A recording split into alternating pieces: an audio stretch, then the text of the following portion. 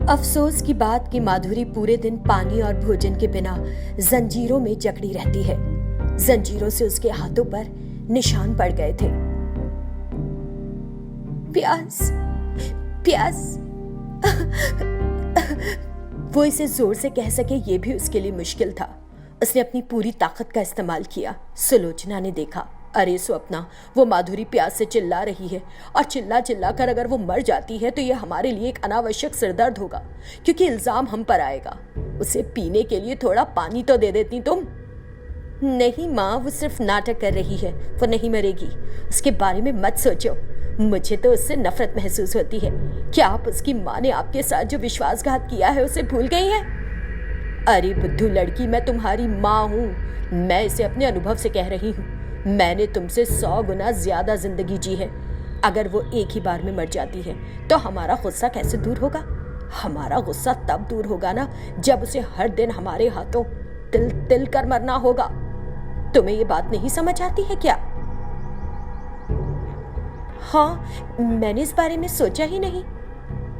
और ये बात याद रखो, इस संपत्ति का आधा हिस्सा उसकी माँ का भी है, और अब क्योंकि वो वहां नहीं है इसीलिए वो हिस्सा उसकी बेटी का है। इसीलिए उसे 18 साल की उम्र तक जिंदा रहना चाहिए। एक बार जब वो 18 साल की हो जाती है तो हम उसे ब्लैकमेल कर सकते हैं और इस संपत्ति को हमारे नाम करवा सकते हैं। यदि वो तुम्हारे जुल्मों के चलते मर गई फिर संपत्ति एक अनाथालय में चली जाएगी और हमें मिलेगा ठिंगट्टा। हमें ऐसा नहीं होने देना चाहिए। स्वप्ना की आंखें चौड़ी हो गई और उसकी माँ जो कह रही थी उसे सुनकर वो हैरान रह गई। माँ, आप उसके साथ जैसे पेश आती हैं, लगता है कि आप बहुत उदार दिल की हैं, लेकिन आप ऐसी है नहीं। आप तो बहुत चालाक हैं। तो तुमको क्या लगता है? हमें मासूम ही दिखना चाहिए बेटी, तभी लोग विश्वास करेंगे जो हम आने वाले सालों में उनसे कहेंगे। मेरे अनुभव के आगे तुम एक अंडे से अभी अभी निकला चूजा हो। तुमको अभी मुझसे बहुत कुछ सीखना है। माँ, मुझे लगता है कि किसी जन्म में आप शूर्पणखा की बड़ी बहन के रूप में जन्मे थे, इसीलिए आपके अंदर इतनी कठोर वाली चंटबाजी है। मैंने इतने सालों तक सोचा कि आप एकदम गूंगी हैं, लेकिन मैंने कभी नहीं समझा था कि उस गूंगे मस्तिष्क में इतनी चालाकी छिपी हुई है। इतने सालों मुझे लगता रहा कि मेरे जैसा जुल्मी इस पृथ्वी पर और कोई नहीं, लेकिन अब जब मैं तुम्हारे बारे में जान गई हूँ तो मैं समझती हूँ कि मैं तो तुम्हारी चौथाई भी नहीं। पागल लड़की, तुम जैसे लोग जल्दी समझ लिए जा सकते हैं, लेकिन मेरे जैसे लोगों को समझना इतना आसान नहीं है। एक पूरा जन्म लगे दे तब भी लोग मेरे जैसे लोगों के इरादे नहीं भाप सकेंगे। हाँ। स्वप्ना को जैसे कुछ शक हुआ। ये सही है माँ, लेकिन क्या वो इनमें से कोई भी बात जानती है? उसका चेहरा देखकर लगता है क्या वो घर पर एक नौकरानी के रूप में काम करने के अलावा कुछ नहीं जानती? फिर भी हमें सावधान रहना चाहिए, हम उसे कम ना समझें। इसीलिए मैंने उसे इन 4 दीवारों के बीच ही रखा है, बाहर जाने और दुनिया की समझदारी समझे बिना। ऐसा करने से मुझे कहीं ना कहीं एक छोटा सा डर भी है कि पड़ोसियों को हम पर शक हो सकता है और वो हमारे बारे में बात कर सकते हैं। इसीलिए अब तुमको उस पर समय समय पर नजर रखना होगा। बाहर जाएगी तो कब और किससे बात करती है, ये अब तुम्हें देखना होगा। माँ, मुझे शक है हम उसे इतना सता रहे हैं, क्या वो उन सभी बातों को भूल जाएगी और इस संपत्ति को हमारे नाम कर देगी? ऐसा हो सकता है क्या? यही तो कारण है कि कभी कभी मैं उसके साथ प्यार से भी पेश आती हूँ। तुम उसे तड़पाती हो, डराती हो, मैं इस पर प्यार का मलहम लगाती हूँ, जैसे कुछ हुआ ही ना हो। ठीक है माँ। अच्छा, एक और बात बताइए। इतना कहकर वो कुछ और पूछने वाली थी। अब अपनी फालतू की बातें पूछना बंद करो। अगर हम ऐसे ही बैठे रहेंगे जबकि वो वहां चिल्ला रही है कि वो प्यासी है, तो जो थोड़ी बहुत जान उसमें बची है वो भी चली जाएगी। सुलोचना ने एक गिलास में ठंडा पानी लिया और माधुरी के पास गई। बेटी माधुरी, ये क्या मूर्खता है जो वो तुम्हारे साथ कर रही थी। उसने तुम जैसी एक अच्छी बच्ची को जंजीरों में बांध रखा है। लो, ये पानी ले लो और पियो। वो माधुरी को अपने हाथों से ताजा पानी पिलाती है। तुम यहीं रहो, मैं जाकर उसकी खबर लेती हूँ अभी। माँ, बड़ी बहन को कुछ नहीं कहना, नहीं तो जब आप चली जाएंगी तो वो मुझे पीटेगी। ठीक है माधुरी, तुम जैसा चाहोगी मैं वैसा ही करूंगी। मैं शहर गई थी बेटा, तुम्हारे लिए देखो कैंडीज लाई हूँ, लो अपना मुंह मीठा कर लो।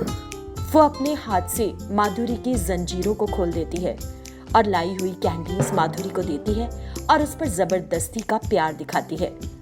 इन सारी हरकतों को नोटिस करते हुए स्वप्ना, आप कोई साधारण अभिनेत्री नहीं है माँ, आप अपने अभिनय के साथ उसे अपने जाल में फंसा रही हैं, वो सोचती है। एक दिन जब माधुरी घर पर काम कर रही थी, मुझे उस पर जुल्म किए हुए 2 दिन हो गए हैं, आज तो इसे चीखते चिल्लाते देखना ही चाहिए। ये सोचकर वो जलती हुई लपटें लेकर आई और उन्हें माधुरी की पीठ पर डाल दिया। माधुरी ये सहन नहीं कर सकी और जोर से रो पड़ी। स्वप्ना गुस्से में, मुझे तुमसे कितनी बार कहना पड़ेगा कि शोर मत करो। जैसे ही माधुरी उसकी धमकी सुनती है, वो अपनी हथेली को अपने मुंह पर रख लेती है और गहरी सांसें लेती है। यही डर होना चाहिए, वरना मैं तुम्हारी ऐसी हालत करूंगी कि भगवान से मरने की प्रार्थना करोगी। खबरदार। स्वप्ना माधुरी को चेतावनी देती है और वहां से चली जाती है। माधुरी रोती रहती है और जले हुए हिस्से पर बरनौल लगाती है। शिवा और सावित्री एक दूसरे से प्यार करते थे और एक दूसरे से घर वालों की रजामंदी के बगैर ही शादी कर ली थी और खुशी खुशी रहने लगे थे। कुछ सालों बाद उनकी एक बेटी हुई जिसका नाम उन्होंने रखा सिरी। 14 साल बीत गए हैं। जब सब कुछ ठीक चल रहा था, एक दुर्घटना में शिव की मृत्यु हो गई। ऐसा होने से सावित्री और सिरी अकेली पड़ गई और अनाथ हो गई। रिश्तेदारों ने आश्रय देने की बजाय उनसे जबरदस्ती संपत्ति हड़प ली और उन्हें घर से बाहर धकेल दिया। तब सिरी रोते हुए, माँ, ये क्या हो गया? ऐसा क्यों किया भगवान ने? हमारे लिए इतनी सारी अड़चनें क्यों आ गई? कहाँ जाए अब? उसने उदास होकर पूछा।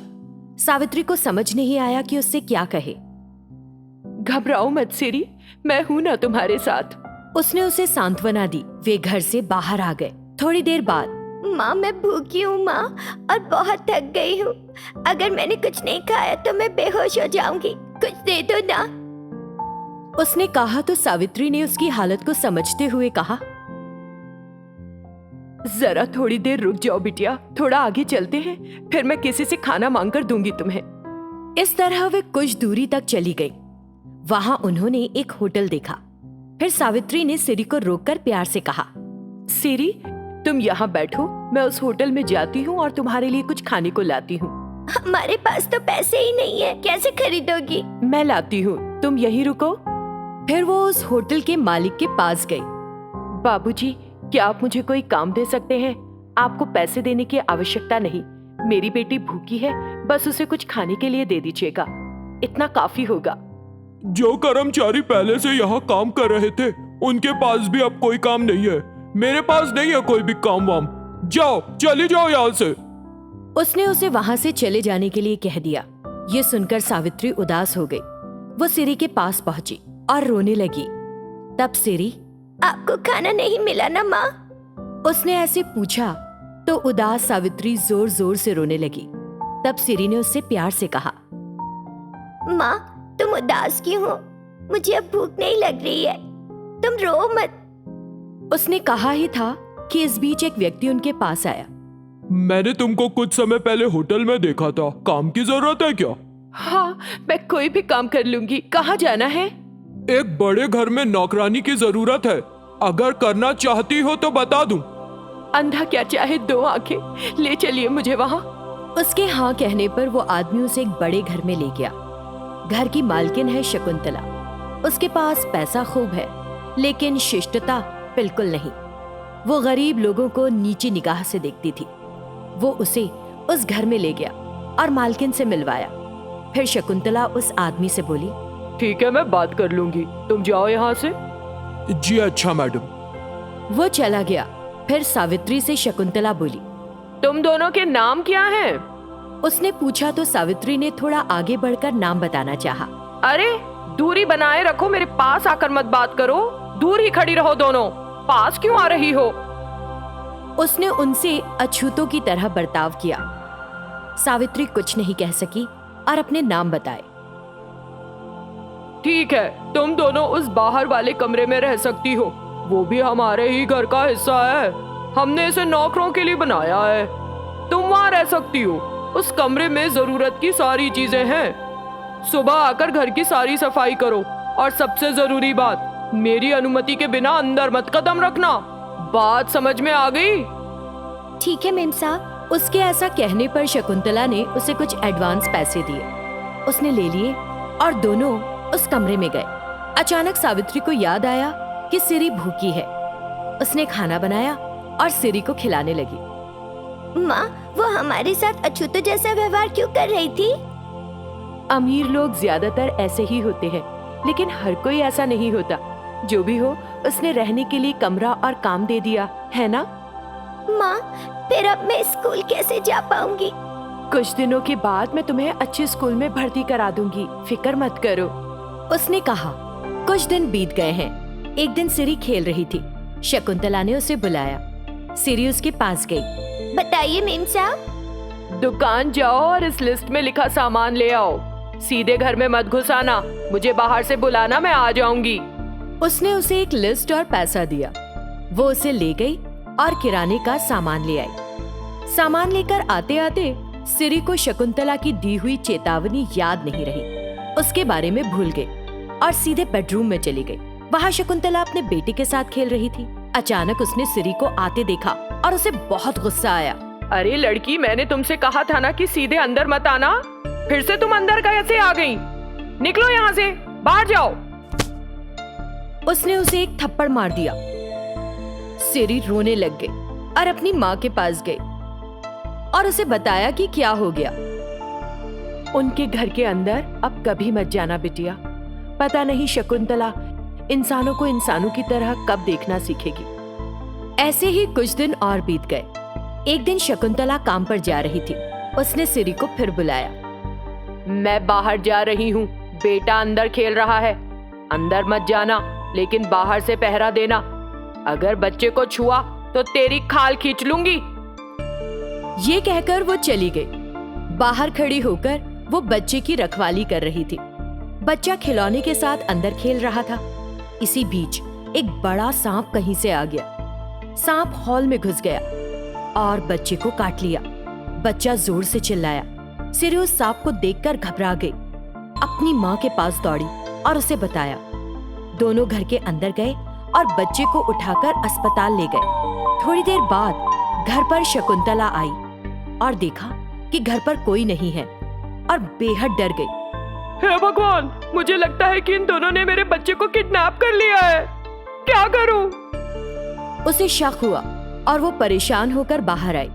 इस बीच पड़ोसी ने उसे बताया कि वे बच्चे को अस्पताल ले गई हैं। जब पड़ोसी ने अस्पताल कहा तो वो घबराई हुई अस्पताल जाने लगी। वो वहां पहुंची तो पता चला कि क्या हुआ था और डर गई।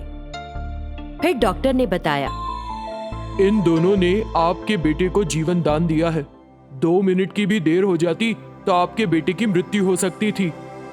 डॉक्टर के ऐसा कहने पर शकुंतला को बहुत शर्मिंदगी महसूस हुई। तुम दोनों मुझे माफ कर दो। मैं तुम दोनों से बहुत बुरी तरह पेश आ रही थी।